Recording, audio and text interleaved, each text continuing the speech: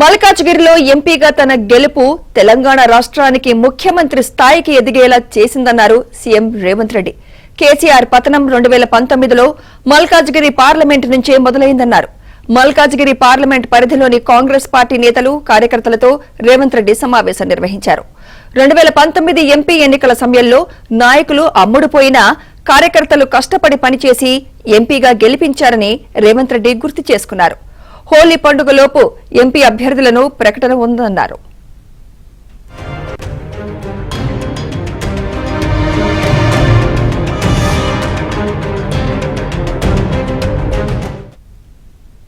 దేశంలో అతిపెద్ద పార్లమెంట్ స్థానం మల్కాజ్గిరి అన్నారు. 100 రోజుల పాటు పాలనపై దృష్టి సారించి విజయం సాధించామన్నారు. కాంగ్రెస్ పార్టీ హామీ ఇచ్చిన 6 గ్యారంటీల్లో 4 హామీలను అమలు చేశామన్నారు. మల్కాజ్గిరి పార్లమెంట్, కంటోన్మెంట్ ఉప ఎన్నికల్లో కాంగ్రెస్ పార్టీ విజయం సాధించాలన్నారు. ఉదయం 7 గంటలకే కాంగ్రెస్ నాయకులు బస్తీబాట పట్టాలని పిలుపునిచ్చారు. మల్కాజ్గిరి ఎన్నిక అభ్యర్థి కాదని సీఎం రేవంత్దని అభిప్రాయపడ్డారు.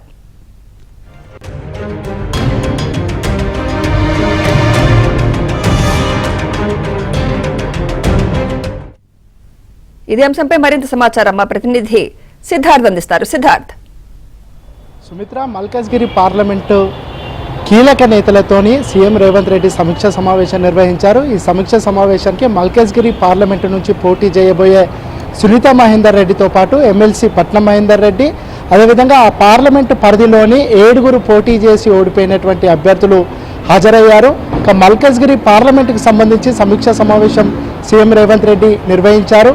ఇప్పుడు మల్కాజ్గిరిలో ఉన్నటువంటి సిచ్యువేషన్ ఏంటి, మల్కాజ్గిరిలో గెలవడానికి కాంగ్రెస్ పార్టీ తీసుకోవాల్సినటువంటి స్ట్రాటజీ ఏంటి, ఈ విషయాలపైన సీఎం రేవంత్ రెడ్డి అక్కడ ఉన్నటువంటి నాయకులందరికీ దిశానిర్దేశం చేశారు. గ్రౌండ్లో కీలకంగా పనిచేయాలి, ఉదయం 7 గంటల నుంచే ప్రజలకు కనెక్టివిటీ కావాలి, ప్రభుత్వం తీసుకుంటున్నటువంటి నిర్ణయాలు, ఈ 100 రోజుల్లో ప్రభుత్వం తీసుకున్నటువంటి పథకాలను ప్రజలకు చేరవేసే బాధ్యతను అక్కడ ఉన్నటువంటి కార్యకర్తలు తీసుకోవాలని కార్యకర్తలకు గైడెన్స్ చేశారు.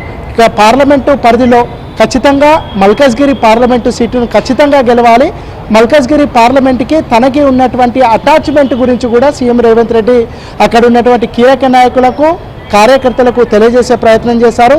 కేసీఆర్ పైన తాను చేసినటువంటి పోరాటానికి మల్కాజ్గిరి ప్రజలు ఇచ్చినటువంటి బలమే తనని కేసీఆర్కు వ్యతిరేకంగా పోరాటం చేసేలా పురిగొల్పిందని చెప్పాడు. కొడంగల్లో ఓడిపోయినప్పటికీ మల్కాజ్గిరి ప్రజలు తనను ఆదరించారు. అక్కడి కార్యకర్తలందరూ కష్టపడి పనిచేయడం వల్లనే మల్కాజ్గిరిలో తాను ఎంపీగా గెలిచాను, ఎంపీగా గెలిచి పార్లమెంటుకు వెళ్ళాను. ఇక్కడ నాయకులందరూ సైనికుల్లాగా బూత్ లెవెల్ నుంచి ప్రతి స్థాయికి సంబంధించినటువంటి కార్యకర్తలు, నాయకులు కష్టపడి పనిచేయడం వల్లనే మల్కాజ్గిరిలో తాను గెలిచానని, అదే పరంపర ఇప్పటికీ రానున్నటువంటి పార్లమెంట్ ఎన్నికల్లో కూడా కొనసాగించాలని సీఎం రేవంత్ రెడ్డి తెలిపారు. ఇక దాంతోపాటు ఇటు కంటోన్మెంట్ ఉప ఎన్నికల్లో కూడా కాంగ్రెస్ పార్టీ ఖచ్చితంగా గెలవాలని అక్కడ కార్యకర్తలకు దిశానిర్దేశం చేశారు. రాష్ట్ర వ్యాప్తంగా కాంగ్రెస్ పార్టీకి ఒక తుఫాను లాగా కాంగ్రెస్ పార్టీకి ఓట్లు పడ్డా సిటీలో కాంగ్రెస్ పార్టీ నాయకులు గెలుపొందలేదు.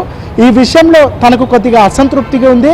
ఒక 4-5 ఎమ్మెల్యేలు గెలిచినా అభివృద్ధికి ఎలాంటి డోకా లేకుండా ముందుకు వెళ్ళే ఛాన్స్ ఉండేది. అయినా ఇప్పటికైనా మల్కాజ్గిరి పరిధిలో కావలసినటువంటి అభివృద్ధి కార్యక్రమాల మీద తాను నిత్యం ఫోకస్ చేస్తూనే ఉంటాను. దాంతోపాటు కేంద్రం నుంచి రావాల్సినటువంటి నిధుల్లో కూడా ఎలాంటి కాంప్రమైజ్ కాకుండా మల్కాజ్గిరికి రావాల్సినటువంటి నిధుల విషయంలో కానీ, అభివృద్ధి పనుల కోసం కానీ ఇటు రాష్ట్ర ప్రభుత్వం చేయూతనిస్తూనే కేంద్రం నుంచి రావాల్సినటువంటి నిధులు కానీ, వాటాలు కానీ దానికోసం తన వంతు కృషి ఖచ్చితంగా చేస్తానని రేవంత్ రెడ్డి చెప్పారు. ఇక కార్యకర్తలకు సంబంధించి ఏ విధంగా ముందుకు వెళ్ళాలి, ఏ విధంగా ప్రజల్లోకి వెళ్ళాలి, ఎలాంటి కార్యక్రమాలను తీసుకోవాలి, ఈ అన్ని అంశాల మీద కార్యకర్తలకు దిశానిర్దేశం చేశారు. రేపు కంటోన్మెంట్ పరిధిలో ఒక సమీక్ష సమావేశం నిర్వహించుకోవాలి, దానికి తాను వస్తానన్నట్టు కూడా సీఎం రేవంత్ రెడ్డి తెలిపారు. Right, thank you.